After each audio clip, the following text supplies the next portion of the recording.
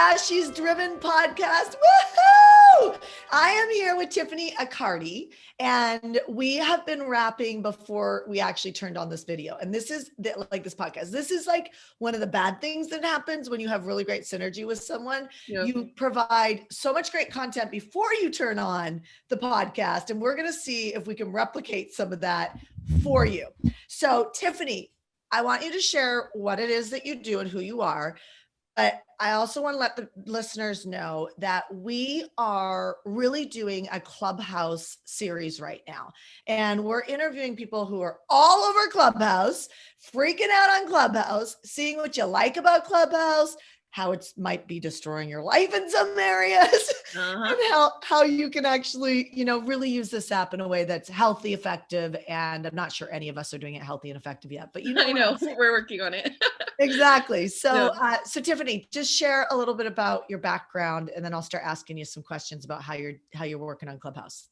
Yeah, absolutely. So my name's Tiffany Accardi, and I am in the community building space. So I feel like I've really found my home on Clubhouse as a social media application.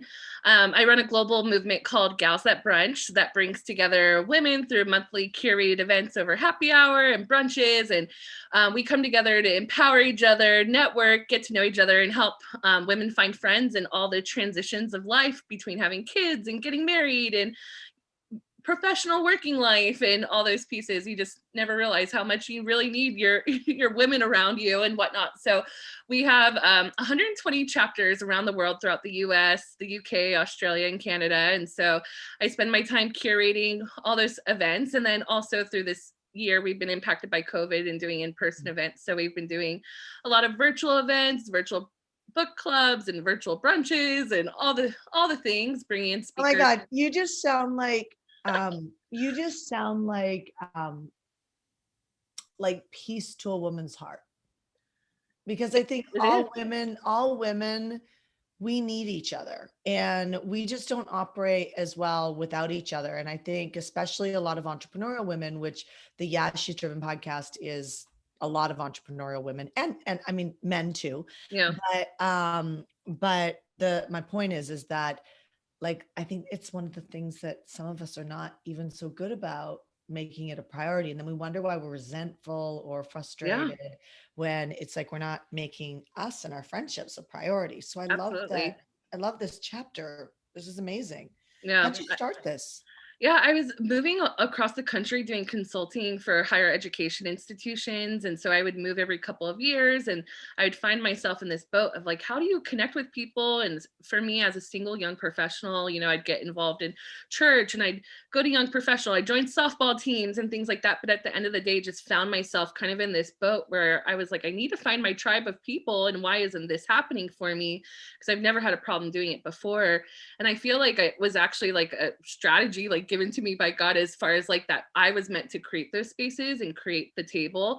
And so it literally started out with like one invitation of like, okay, who do I know? I know 5 people. And if all of you guys bring one person, let's go to brunch. Like, we'll meet all the incredible women that we know in each other's lives. And then the concept was always invite someone. So I was living in Virginia Beach at the time, had just moved there a week before we did this whole brunch concept.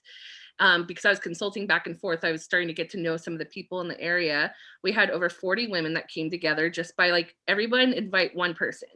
And then that chapter ended up growing to over 2,000 women. I ended up moving back to San Diego later that year.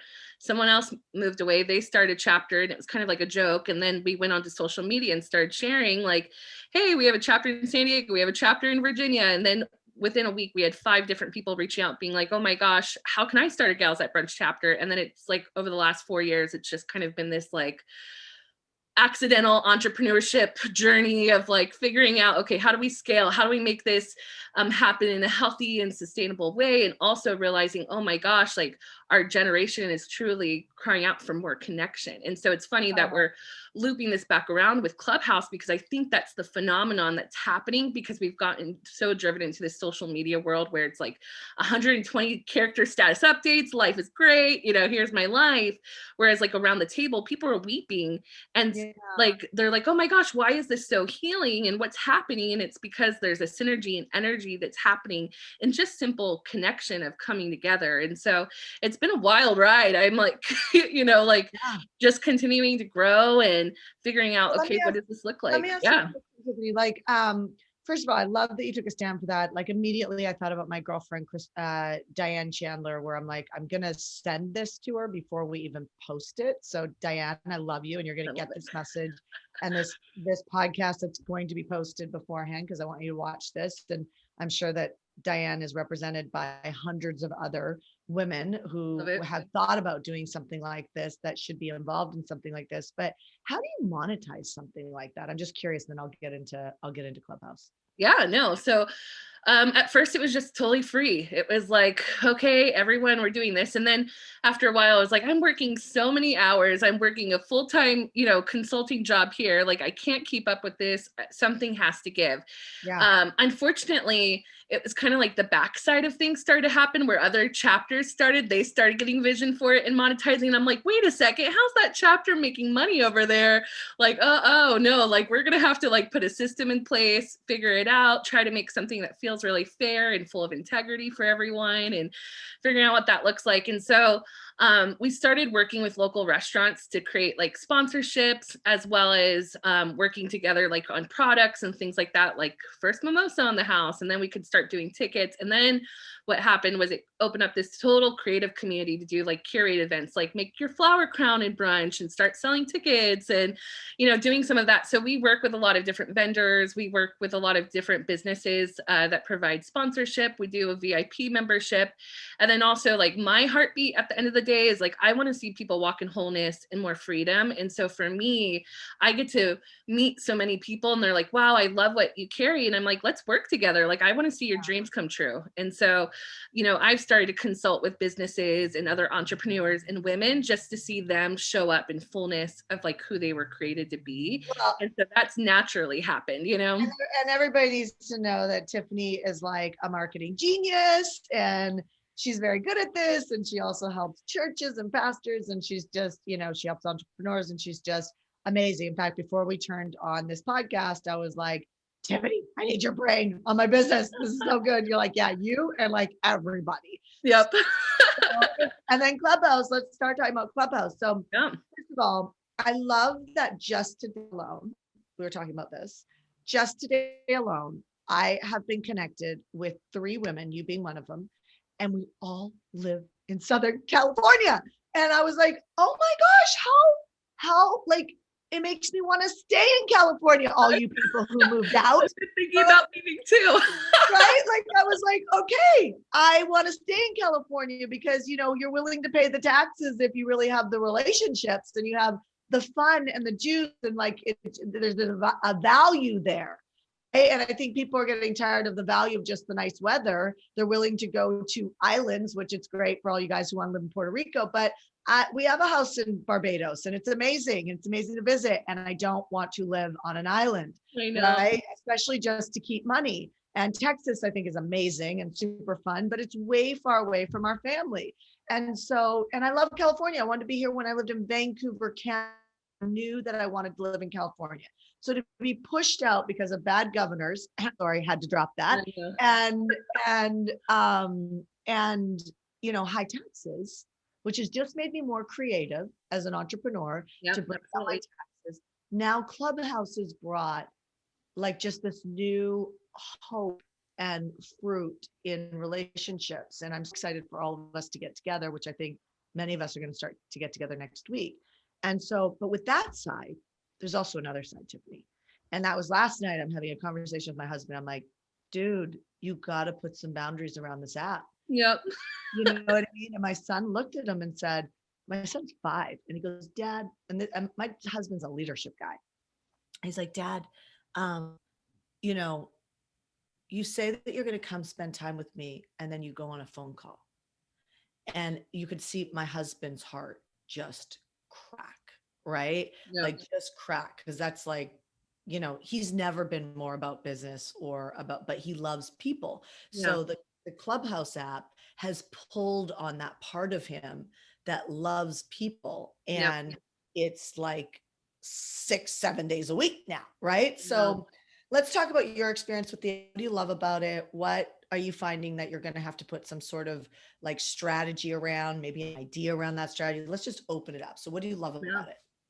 Yeah, I mean, it's been really fun. I keep telling people that we're actually experiencing, I think, a cultural phenomenon, and it's the ultimate social media experience because every single week there's a blow up in the app. Something happens. Elon Musk comes on, or somebody says something, and then all of a sudden you see 50 rooms about what someone said and whatnot. And part of it is because I think we're experiencing a whole different new conversation and learning how to actually communicate with each other, because we haven't had to actually communicate with each other for so long. And so we don't know how to listen, and then we don't know how to respond. When I'm posting on social media, I'm reading through captions 20 times. It takes me 2 hours to post a caption sometimes, and I'm looking for the perfect photo to go with that. But on Clubhouse, you're getting my visceral response. Like, you're getting my gut reaction. Like, you're getting whatever reactive response is coming from the question or the conversation.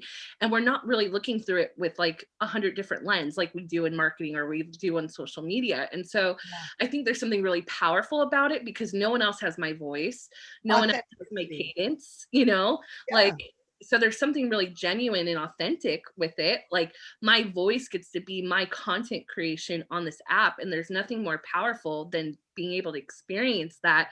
But I think we also have to learn, we have to be willing to take a step back and really figure out how we can maximize and optimize this in doing it the proper way, because it's a cultural moment.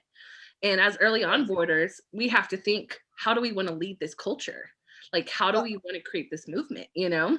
one of the interesting things that I was just talking to another woman who I met on Clubhouse, and super smart woman, and we were just talking. She said, you know, I've never been an early adopter on a platform before, and now I am. And it's kind of a cool responsibility, like you said, about being the early adopter. And I think, you know, that's what you're opening up right now. And so poor androids, you know, I telling you know. Sorry, Android. it's all about this is a Get an great iPad. it's a great example of it, how it's all like relationships. My friend Randy Garn says this, like, relationships are your superpower, Yep, right? Everybody thinks it's a marketing funnel, and a marketing funnel just like allows you to optimize relationships, but absolutely. relationships are your superpower. And obviously Apple and Clubhouse have there's a relationship that just Yep, formed there. Same with Instagram and Clubhouse, yep, right? Which I saw Mark Zuckerberg on, you know, yes, last yes. night, and people were like at 1 o'clock in the morning. Yes, I was up, you guys. I was not on Clubhouse. I saw the notification on my phone. I I was know. picking up my Bible, people. I was picking up my Bible. Okay. And so yeah, so I think there's that aspect. And while you're talking, I was like, here's a Clubhouse hack that I just thought of. The cool thing about Clubhouse, do it right. I recommend you listen. I recommend you listen to, let's say, don't listen for 10 years. Okay. Like, say, I'm going to go in 10 rooms and listen. And I'm going to go in 10 rooms. I'm going to listen. I'm going to write myself notes on what does a good moderator sound like? How do you ask a question effectively?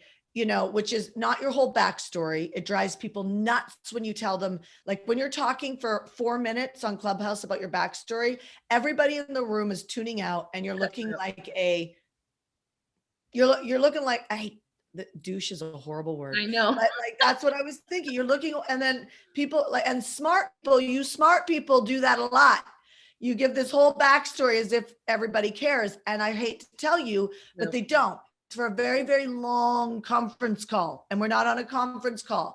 We're on soundbite moment, yep, and so 30-second stories, right? And so if you can get into 30-second stories, the amazing thing about that is you could actually turn on your video on your computer or a voice recorder and actually record yourself asking questions, getting questions answered, you know, and you can actually use your stuff, like the stuff you speak, because you're not supposed to be recording on Clubhouse. The stuff you speak, you can actually use that on your social media because you've now learning how to do 30-second spots. And I will say, if you put a red dot on Clubhouse on the name of your room, that red dot can signify that you're recording and Yeah. people can give their admission for that. Okay. So what about you? What's your Clubhouse hack? Yeah, gosh, my Clubhouse hack. I would say so I'm a little bit of a backwards energy. So Clubhouse was hard because the first month I was terrified to talk on it. Like my voice shook like a leaf. I was like, what is this going to look like? And what do I do? And whatnot. So I really just sat back and learned. And then like with holy gumption started to raise my hand and be like, okay, like I might have some value I can add to this conversation, or maybe I can ask like a really good question. And then before I knew it, all of a sudden I started to meet like-minded people who carried the same heartbeat that I do for community or for family or whatever that looked like. And then we would take that conversation and hit up the DMs and be like, dude, I love what you carry. Like, who are you? Tell me about yourself and whatnot. And really have started to create like a Clubhouse family. But it's so funny because we've only known each other for like a month now, but we like spend time together. We have stayed up way too late together, cracking up. We'll do Clubhouse and Zoom sometimes, like, which is a whole different experience because you Oh, see, tell us about that. like, we'll go get a glass of wine, we'll open up our Zoom, like, and then We're gonna be invited next time. we'll do it, I promise. And it's just funny because then you can hear each other, like look at each other's responses if someone else is talking, and you can see our facial expressions or things like that. So it's been funny. It's like the never ending like summer camp where you're like get really close with each other and then you're like, come to my room, come to my room, like and whatnot. But for me, like, I think my tip is like, because I have a little bit of a backwards energy, I have to really figure out like, okay, like, what am I going to say when I do speak? And so for me, I'm like thinking through that. And it's funny because I have grown pretty quickly on the app, but sometimes people are like, I've been on stage with you for like 2 hours and I haven't heard you peep, like, so, but it's like that 2.5 hour mark. I'm like, all of a sudden, like, okay, I have something to say like about this conversation, and I say it. And then all of a sudden I get people that follow me and then they're DMing me going, oh my gosh, like what you just said was incredible. And for me, that's a little bit of a newer experience because I'm like learning how to find my voice in a sea of millions of people at this point that are on Clubhouse. And it's been a really significant and powerful journey for me because I think I'm coming out of a season where I didn't feel like I necessarily had a voice, or that it was harder for me because I over processed and I over analyzed, where for me, I'm really I'm able to work on my communication skills at this point. And it's been like very healing for me in finding my voice. And I think that's what a lot of people are finding, because we're in this social media driven world where we're like inundated with information, but we never have time to exchange and process what's going through our heads. And so we're having that opportunity. And I feel like even if we weren't in COVID, like this app will continue to, I think, help create some really healthy dialogue instead of having information coming at you 100% of the time. Yeah, I mean, it'd be interesting if they added some sort of geo tracking so that like people knew how to create like clubs and stuff, especially for your world. Well, actually, you can do clubs on. Yeah, Uh, exactly. have you started your club?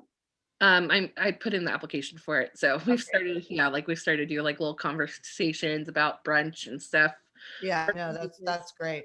I love the whole Zoom aspect and I love the whole Zoom aspect of it. And definitely, I mean, listen, like it's an interesting space because like if you are if you are someone who's in it for the wrong reasons, you get exposed pretty quickly. So I don't think people are judging people for making mistakes. At least I haven't seen it there because everybody's like pretty new on it anyway, but for making mistakes or not like not asking like the perfect question, like none of that matters. But what does really matter is when you like when you're like first of all, you can make offers on Clubhouse, you guys, if it's your room.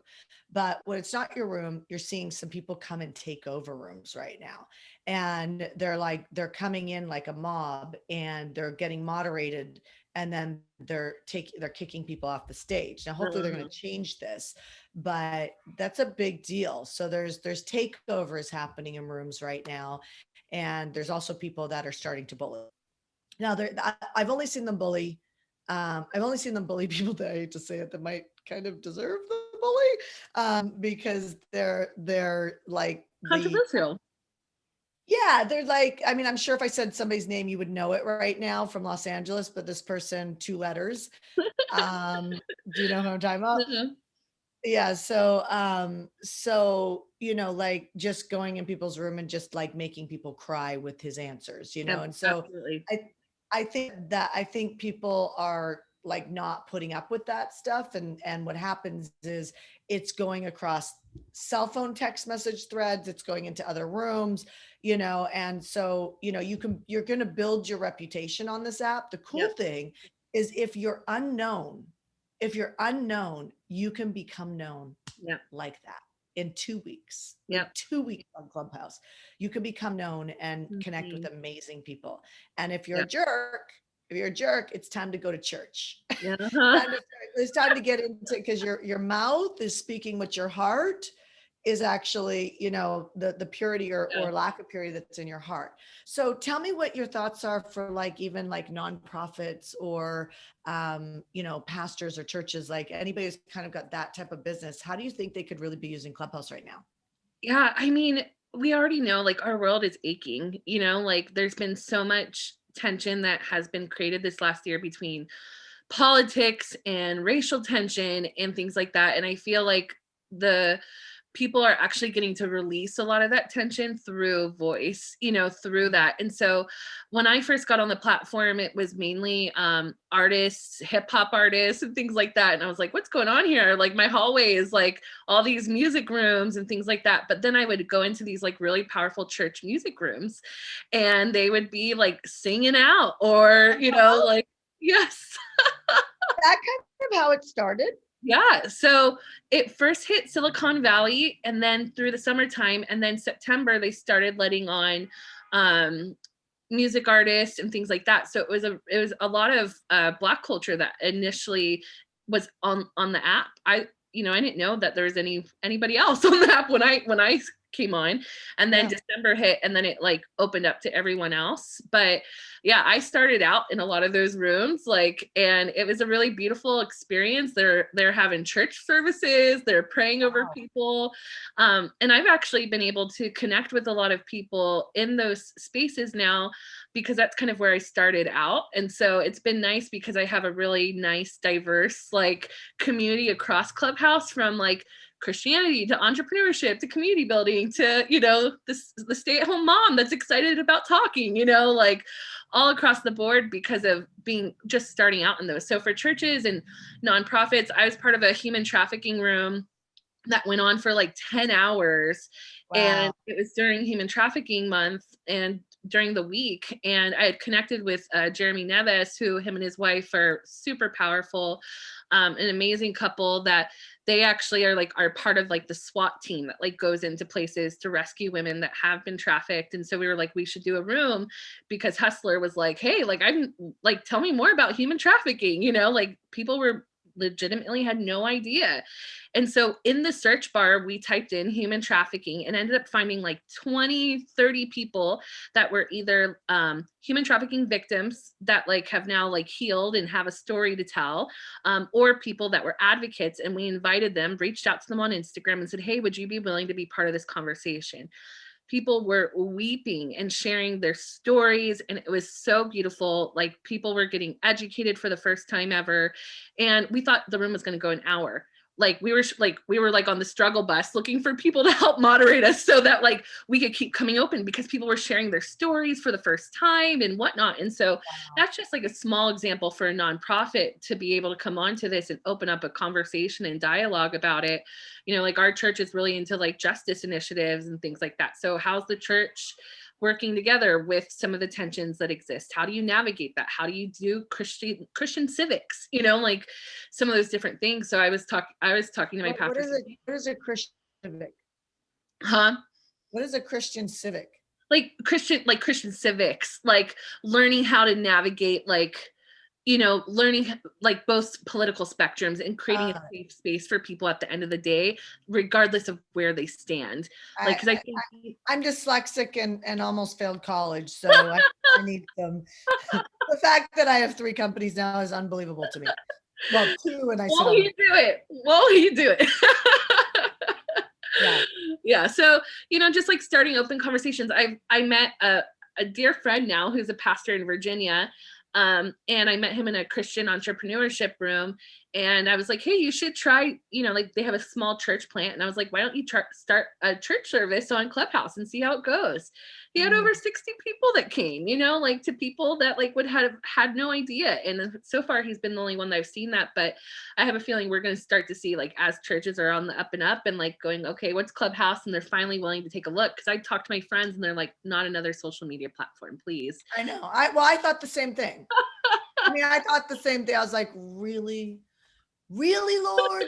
I You know what know. I mean? And now it's like the most addicting one out of them all. I know, exactly, because we don't have to come up with like cute TikTok videos or like spend hours editing things or finding someone to edit a video for us to post on social media. Like Yeah. I can show up for 30 minutes, make a really powerful impact, and then step off and already have gained more followers than I ever have, on social Yeah. media. So So good. So good. So tell me, what do you think what have you struggled with the most on Clubhouse, and what do you think you're gonna do about it if you haven't yet, or maybe you have, to kind of course correct that? yeah, I mean, like I said, I think because we're experiencing a cultural moment, I very much so feel the responsibility of helping steward that moment. And so I think I do find it challenging when people don't find it to be a safe space. And for me, like that is a priority, that people really feel seen, known, heard. And I think people don't realize when they're moderating rooms that sometimes, yes, there's this beautiful like both and of being able to exist in a room and being able to speak in a room, but then also creating spaces for other voices to speak into a room, because Yeah. we've been listening to podcasts for years. We've been listening to YouTube channels all day long, but we've never had a chance to respond. And so it's making sure that we're stewarding a moment where people can be included in that. And so for me, because of kind of feeling like this early adopter syndrome of it, of like feeling empowered by it, I want to make sure that I'm part of helping steward that. And so for me, you'll find me in a lot of rooms that are about optimizing and maximizing Clubhouse, because I want to help educate people on how to use the app appropriately. Because when I came on the app, you go into a room and then you immediately go, oh, so that's how I'm supposed to navigate the room. Okay, so if that's a pitch room, that means that I just made an assumption in my head for the rest of my time on Clubhouse. I need to go into rooms and pitch myself. And that's not necessarily the case. You have to learn the art of Yeah. reading the room, just some of those like aspects. So I want to make sure that people are set up for success. Oh, I love that. We need more people like you, Tiffany. You just are an amazing human being.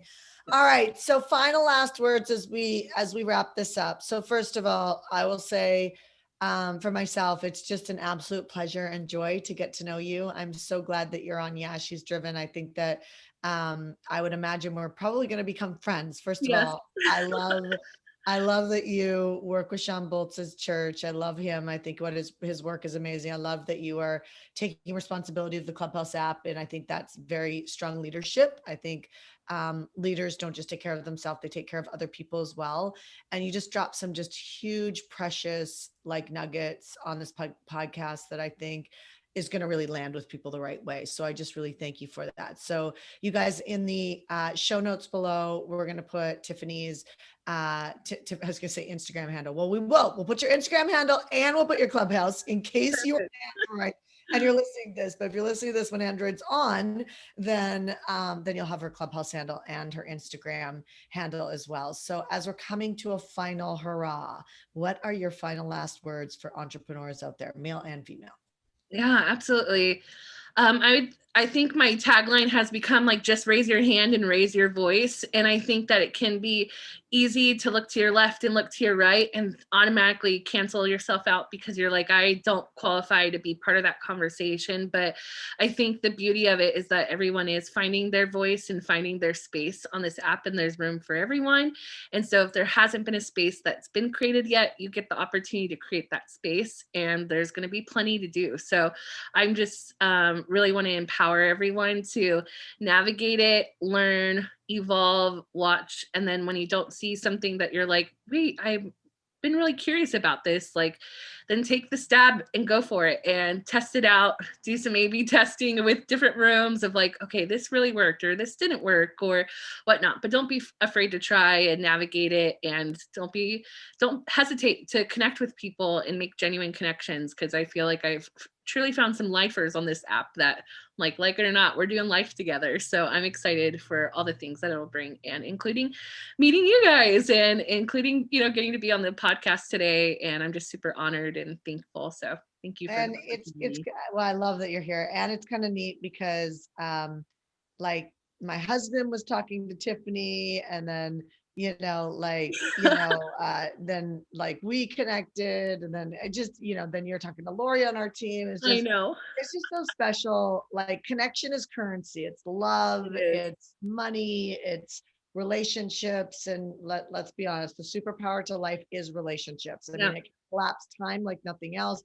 If you're able to like listen to Tiffany speak in a room, you could learn nuggets that can absolutely collapse time for you in your business, your life, your marketing, and your heart, you guys, and your heart. If you can't tell, she has an amazing heart.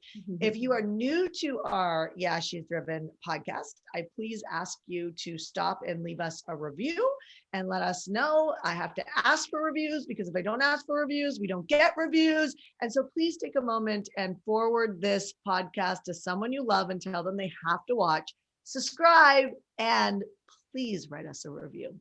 Thanks, you guys, for listening. I hope that this Clubhouse podcast series is really working out for you. And I'll see you on the app. See you soon.